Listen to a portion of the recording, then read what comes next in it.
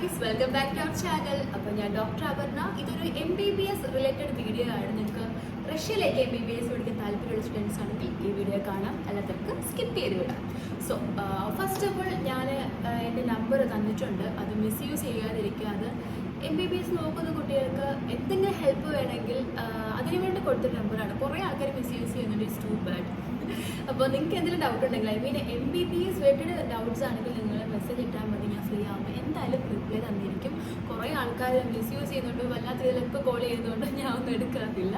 അപ്പം ജെന്യൂൻ ആണെങ്കിൽ ഉറപ്പായിട്ട് ഞാൻ റിപ്ലൈ തന്നിരിക്കും. അപ്പം അങ്ങനെ വന്നൊരു ക്വസ്റ്റ്യനാണ്, നമുക്ക് റഷ്യയിലെ എല്ലാ യൂണിവേഴ്സിറ്റിയും സെയിം ഫീസ് സ്ട്രക്ചർ ആണോ എന്ന്. അല്ല, റഷ്യയിൽ നമുക്ക് 3 ടൈപ്പ് ഓഫ് യൂണിവേഴ്സിറ്റീസ് ഉണ്ട്. അതെന്ന് പറഞ്ഞാൽ ഫുള്ളി ഇംഗ്ലീഷ് മീഡിയം, പിന്നെ റഷ്യൻ മീഡിയം, പിന്നെ ബൈലിംഗ്വലാണ്. ഇപ്പോൾ നമ്മുടെ നാട്ടിലെ സ്കൂളിലൊക്കെ ഇംഗ്ലീഷ് മീഡിയം മലയാളം മീഡിയം ഇല്ലേ, അതുപോലെ തന്നെ റഷ്യയിലും ഉണ്ട് റഷ്യൻ മീഡിയവും ഇംഗ്ലീഷ് മീഡിയം. പിന്നെ ഒരു കാര്യമുണ്ട്, ബൈലിംഗ്വൽ എന്ന് പറഞ്ഞാൽ നമുക്ക് റഷ്യയിൽ 6 വർഷമാണ് MBBS വരുന്നത്. ഇതിൽ 3 വർഷം ഇംഗ്ലീഷും പിന്നുള്ള 3 വർഷം റഷ്യനും വരുന്നതാണ് ബൈലിംഗ്വൽ യൂണിവേഴ്സിറ്റീസ്. അപ്പോൾ പൊതുവെ ഇതിനൊക്കെ എന്താ പറയുക, നമ്മുടെ നാട്ടിൽ കുറേ ആൾക്കാർ ഇംഗ്ലീഷ് മീഡിയം കഴിഞ്ഞ് അഡ്മിഷൻ അങ്ങോട്ടേക്ക് എടുക്കുന്നുണ്ട്. പക്ഷേ 2021 ശേഷം നിങ്ങൾ നീറ്റ് ക്വാളിഫൈഡ് ആയതിനു ശേഷം റഷ്യക്ക് പോവുകയാണെങ്കിൽ ഇംഗ്ലീഷ് മീഡിയത്തിൽ പഠിച്ചില്ലെങ്കിൽ നിങ്ങൾക്ക് ഒരു അംഗീകാരം കിട്ടത്തില്ല. ബൈലിംഗ്വൽ ആണെങ്കിൽ they won't accept for next exam. അപ്പോൾ അത് കെയർഫുൾ ആയിരിക്കും. അപ്പം ഫീസിൻ്റെ കാര്യം ഇതുപോലെ സെയിം ഈ യൂണിവേഴ്സിറ്റിക്കൊക്കെ സെയിം ഫീസ് സ്ട്രക്ചർ ആണോ അങ്ങനെയൊക്കെ ചോദിക്കുന്നവരുണ്ട്. അപ്പം റഷ്യയിലെ എല്ലാ യൂണിവേഴ്സിറ്റിക്കും സെയിം ഫീസ് സ്ട്രക്ചർ അല്ല. ഈവൻ ഒരു യൂണിവേഴ്സിറ്റി തന്നെ പല ഫീസ് വരാൻ ചാൻസ് ഉണ്ട്. അതായത് ഇപ്പോൾ ഒരു പർട്ടിക്കുലർ യൂണിവേഴ്സിറ്റിക്ക് നിങ്ങൾക്ക് ഞാൻ അഡ്മിഷൻ എടുത്തതെന്ന് വിചാരിക്കാം. അപ്പോൾ നിങ്ങൾക്ക് മനസ്സിലാകാൻ വേണ്ടിയിട്ടാണ്. അപ്പോൾ ഒരു യൂണിവേഴ്സിറ്റിയിലേക്ക് നമ്മൾ അഡ്മിഷൻ എടുത്തു. അപ്പം എനിക്ക് അവർ തന്നിരിക്കുന്ന കോൺട്രാക്റ്റിൽ ടോട്ടൽ നിങ്ങൾ പഠിച്ചിറങ്ങാൻ വേണ്ടിയിട്ട് 20 ലാഖാണ് വരുന്നത്. അതായത് നിങ്ങൾക്ക് ഓരോ വർഷവും ഇപ്പോൾ 3 ലാഖ് സംതിങ് വെച്ച് അടയ്ക്കുന്ന ഫീസ്. ഈ സെയിം യൂണിവേഴ്സിറ്റി വേറൊരു ഏജൻസി നിങ്ങൾക്ക് അഡ്മിഷൻ എടുത്ത് തരുന്നു, അവർക്ക് മേ ബി ഒരു 30 ലാഖായിരിക്കും ആ യൂണിവേഴ്സിറ്റി ഫീസ്. അപ്പം സെയിം യൂണിവേഴ്സിറ്റിയാണ്, ഏജൻസി മാത്രമേ മാറിയിട്ടുള്ളൂ. അതെന്താണെന്ന് വെച്ച് കഴിഞ്ഞാൽ അവർക്കൊരു കമ്മീഷൻ എമൗണ്ട് അതിലുണ്ട്. നിങ്ങൾ ഓരോ വർഷവും ഫീസ് അടയ്ക്കുമ്പോഴേക്കും ഒരു വലിയ എമൗണ്ട് അവരുടെ അക്കൗണ്ടിലേക്ക് പോകുന്നുണ്ട്. അതാണ് ആ ഡിഫറൻസ് വരുന്നത്. കാരണം പല യൂണിവേഴ്സിറ്റിയിലും പല ഫീസ് സ്ട്രക്ചർ ആണെങ്കിൽ പോലും ഒരു യൂണിവേഴ്സിറ്റി തന്നെ പല ഫീസ് വരുന്ന ചാൻസസ് ഉണ്ട്.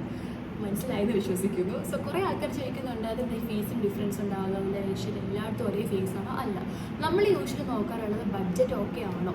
ഇപ്പം 2024 ഒരു 18-19 ലക്ഷത്തിനേക്കുള്ള യൂണിവേഴ്സിറ്റീസ് അവൈലബിൾ ആണ് എന്ന് വെച്ച് ഫീസ് കുറഞ്ഞെന്ന് പറഞ്ഞുകൊണ്ട് അതിൻ്റെ അംഗീകാരം കുറവാണ് അങ്ങനെ ഒന്നുമില്ല.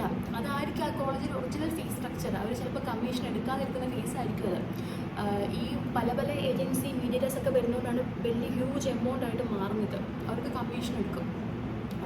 അപ്പോൾ ഫുള്ളി ഇംഗ്ലീഷ് മീഡിയം ആണോ ഒരു യൂണിവേഴ്സിറ്റി നോക്കുക, WHO NMC അപ്പോഴാണോ നോക്കുക. ഇതൊക്കെ നോക്കി ഒരു ബഡ്ജറ്റ് ഇപ്പം 2024 ഞാൻ പറഞ്ഞു 19-20 ലക്ഷത്തിനൊക്കെ ഉള്ളിൽ നിങ്ങൾക്ക് ട്യൂഷൻ ഫീസും ഹോസ്റ്റൽ നിങ്ങൾ നിൽക്കുന്ന ഹോസ്റ്റൽ ഫീസും പിന്നെ മെഡിക്കൽ ഇൻഷുറൻസും കൂടി ചേർന്ന് അവൈലബിൾ ആണ്. അപ്പോൾ ഫുൾ ഇംഗ്ലീഷ് മീഡിയം വരുന്ന സച്ച് യൂണിവേഴ്സിറ്റി ബഡ്ജറ്റ് ഓക്കെ ആയിട്ടുള്ള കുട്ടികൾ, അതായത് ബഡ്ജറ്റ് ഇപ്പോൾ ലോണൊക്കെ എടുത്ത് പോകുന്ന കുറേ കുട്ടികളില്ലേ, അപ്പോൾ അങ്ങനെയുള്ളവർക്ക് എന്നെ കോൺടാക്ട് ചെയ്യാം. I can help. കാര്യം എനിക്ക് പേഴ്സണലി നിങ്ങൾക്ക് സജസ്റ്റ് ചെയ്യാൻ പറ്റുന്ന കുറച്ച് യൂണിവേഴ്സിറ്റീസ് ഉണ്ട്. കോൺടാക്ട് ചെയ്യുവാണെങ്കിൽ ഞാൻ ഹെൽപ്പ് ചെയ്യാം. എൻ്റെ നമ്പർ എൻ്റെ ഡിസ്ക്രിപ്ഷനിൽ കൊടുത്തിട്ടുണ്ട്. പക്ഷേ മിസ്യൂസ് ചെയ്യരുത്. MBBS ഇട്ടാണെങ്കിൽ മാത്രം കോൺടാക്ട് ചെയ്താൽ മതി. സോ ഇതാണ് ആ ഡിഫറൻസ്. അപ്പോൾ ഇനി ഇതുപോലെ ഡൗട്ടൊക്കെ ഉണ്ടെങ്കിൽ മെസ്സേജ് ഇട്ടാൽ മതി, ഞാൻ വീഡിയോ ആയിട്ട് ചെയ്യാം. അപ്പോൾ അടുത്ത വീഡിയോ കാണുന്നവരേക്കും ബൈ ഓൾ. അപ്പം മറക്കണ്ട, 20 ലാഖിനൊക്കെ നിൽക്കുന്ന ഫുള്ളി ഇംഗ്ലീഷ് മീഡിയത്തിൽ നിങ്ങൾക്ക് എല്ലാ അംഗീകാരമുള്ള യൂണിവേഴ്സിറ്റി പഠിക്കണമെങ്കിൽ കോൺടാക്ട് ചെയ്താൽ